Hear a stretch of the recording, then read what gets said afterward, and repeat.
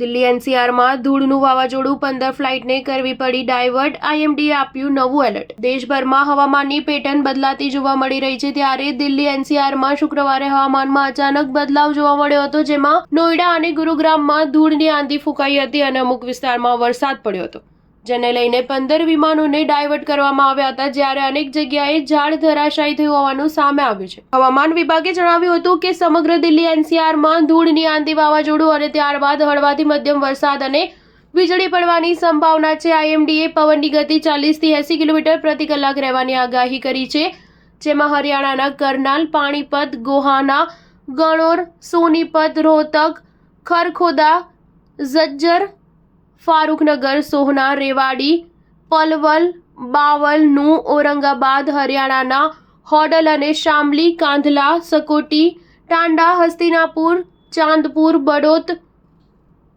બાગપત, મેરઠ, ખેકરા, રાજસ્થાનના ભિવાડી, તિજારા, ખેરથલ, અલવર, વિરાટનગર, ડીગમાં ગાજવીજ સાથે વરસાદની આગાહી કરી છે. તમને જણાવી દઈએ કે શુક્રવાર સવારથી જ દિલ્હીનું હવામાન વાદળછાયું રહ્યું હતું. હવામાન વિભાગે પહેલાથી જ તોફાન અને વરસાદની આગાહી કરી હતી. દિલ્હીમાં વાતાવરણ બદલાતા ગરમી બાદ વરસાદ પડ્યો હતો, જેથી શહેરીજનોને ગરમીથી આંશિક રાહત મળી હતી. શુક્રવાર સવારે 8:30 વાગ્યા સુધીમાં દિલ્હીના મયુર વિહાર સ્થિત હવામાન મથક પર 5 મિલીમીટર વરસાદ નોંધાયો હતો, જ્યારે પ્રીતમપુરામાં 1 મિલીમીટર વરસાદ નોંધાયો હતો.